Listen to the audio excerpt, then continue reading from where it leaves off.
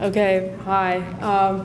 I just graduated in the spring and I was an economics major, and I wrote this pamphlet last fall when I was feeling very frustrated with the finance recruiting frenzy I saw going on around me. And meanwhile, I was living in the local foods house and was taking this class and finally learning to fully embody what slow living meant to me, and I wanted more people to understand that. So here is a guide to going primitive. In high school, like many of my peers, I drifted around in a haze of self-centered, shallow ambition. At a time in my life when my goals were clear, measurable, and driven by external expectations, it was extremely easy to exist in this state. I knew exactly what I needed to do and how I should be spending my time. AP classes, ACT prep work, swimming to get recruited, and participating in just enough clubs to be deemed well-rounded. I saw every facet of my life as a resume booster. Though my high school experience was objectively laborious and tiresome, I had been raised on the myth that hard work and self-sacrifice were the virtues that led to happiness and success. So when the positive feedback loop of hard work and external rewards failed to bring me a real sense of fulfillment, I began to feel flawed. I promised myself that college would be different. The idea of a liberal arts education was incredibly enticing. For the first time, I would pursue knowledge for its own sake, studying subjects with no connection to my own material goals. When I arrived at college, however, I found the same focus on external success. The competition for resume building for perfection was far from over. This time, however, I did not give in to those same pressures that I had conceded to in high school. Instead, I saw these students as reflections of my former self, a constant reminder of the disordered mindset around success that had weighed me down in high school. I renewed my commitment to a better life. I began pursuing intellectual and extracurricular interests that genuinely excited me, built friendships with thoughtful and insightful people, and prioritized my time in ways that allowed me to explore these new interests more fully. My old framework of thought quickly began to crumble. All of the pressures that once drove me toward conventional success had nearly vanished. Though my college's intense culture motivated my shift towards alternative measures of success and a slower pace of life, I realized that most of the student body still exists within that go, go, go mindset. For these reasons, I feel that I am in a position to critique and identify the failures of the status quo mentality and propose solutions to help shift the culture. Reflecting the prophetic ideas of James Baldwin, a liberal arts education often presents the paradox that precisely at the point when you begin to develop a conscience, you must find yourself at war with your society. It is your responsibility to change that society if you think of yourself as an educated person. I believe that college students are heavily engaged in the ideology of optimization.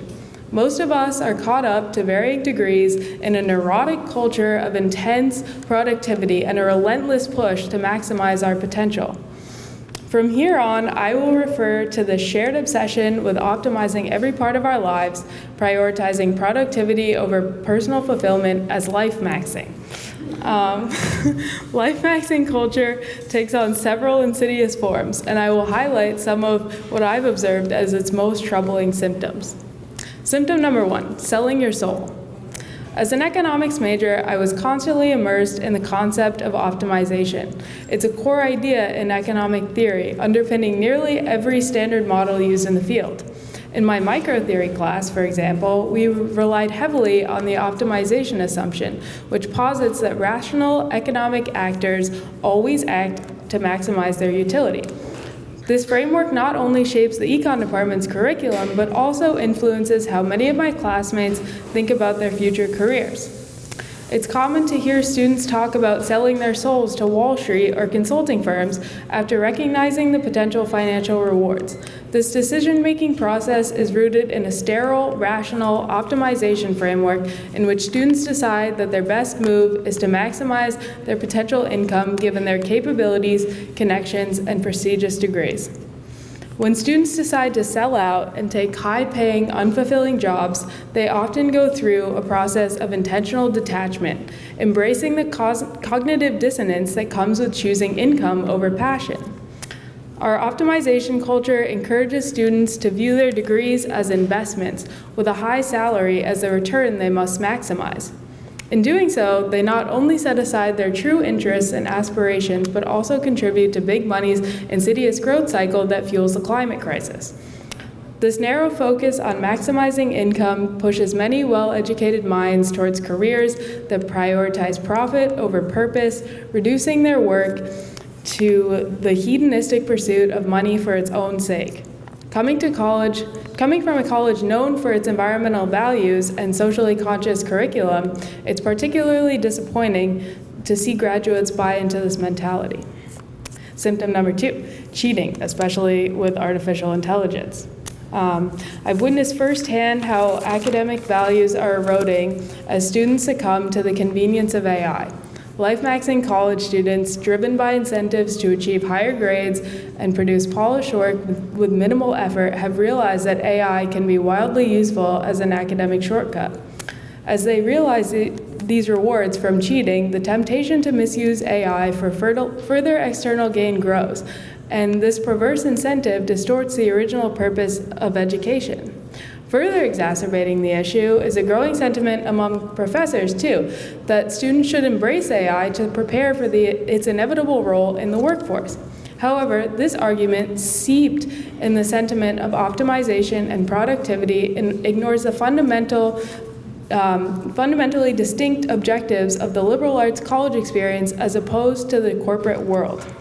Unlike the workforce, where productivity and measurable outcomes are valued above all, the liberal arts classroom should be a space for introspection, experimentation, and genuine intellectual engagement. But by introducing AI, we blur these lines and allow the workplace mentality of expediency and outcomes to seep into the college environment, undermining the ethos of a liberal arts education and turning students into efficient task doers rather than well-rounded thinkers. When students focus primarily on outcomes and efficiency instead of the liberal arts inquiry and intellectual growth, the use of AI seems entirely rational.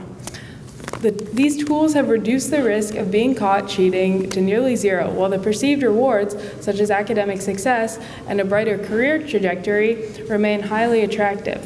The problem is that this culture of optimization has fundamentally distorted the purpose of a liberal arts education, making it feel almost unrealistic for students to abstain from AI on principle.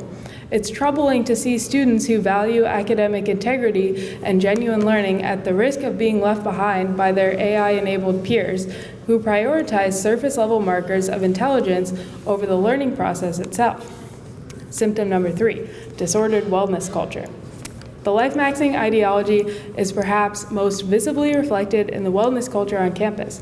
Students frequently lament how the school's active culture, one that celebrates perfectionism in nutrition and athleticism, often leads to toxic, unhealthy relationships with diet and exercise. In the spring 2024 semester, 64% of students here responded to a survey reported challenges with food or exercise habits, highlighting the pervasiveness of these pressures. The drive to optimize our bodies aligns closely with the broader pressures to perfect our academic and extracurricular lives. Recently, there's been a surge in the frivolous consumption of wellness products as students seek ever more ways to optimize their health, from taping their mouths at night to enhance nose breathing to wearing red light glasses to more perfectly align their bodies with their circadian rhythm. This endless pursuit of self-optimization and health mirrors the broader ethos of lifemaxxing across all areas of life. So the lifemaxxing culture is exhausting. At the heart of this drive for optimization is the message that no one is good enough as they are.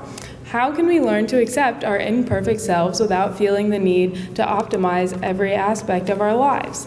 The positive ideal I advocate for is what I broadly term going primitive.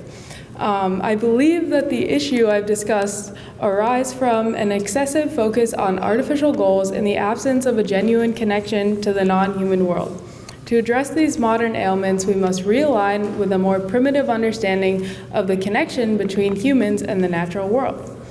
Cultural historian Thomas Berry illustrated this ideal of going primitive in his exploration of shamanic practice. He suggests that by reconnecting with the primal spontaneities and instincts inherent in our natural selves, such as play, wonder, and close interaction with the non-human world, we can experience what he calls an ascendance, awakening a deeper, more intuitive relationship with nature.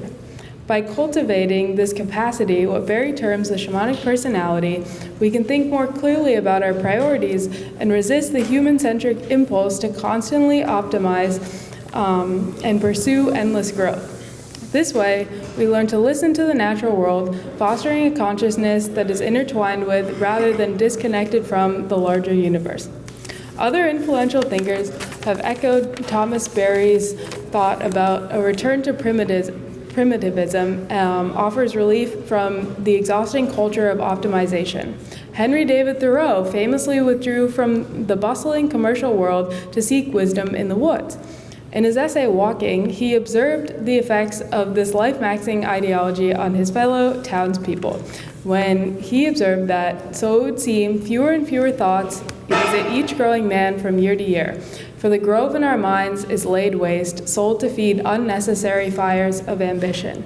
These unnecessary fires of ambition represent the surrogate goals that people pursue relentlessly in the absence of a deep connection with nature, which Thoreau sees as the ultimate teacher.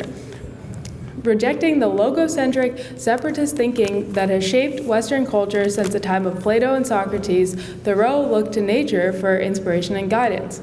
Going primitive means embracing idleness, whimsy, and reconnecting with nature, practices that serve as the perfect antidote to the epidemic of relentless optimization. I have a few recommendations for bringing this spirit to the college experience. First, spend more time vegetating in the dining halls. Let yourself enjoy long, unhurried meals with friends, savoring the pleasures of food and conversation and undistracted by the speed of life. Take slow, aimless walks around campus, especially the naturally vegetated areas on the edges. Find a tree, sit beneath it, and read to it.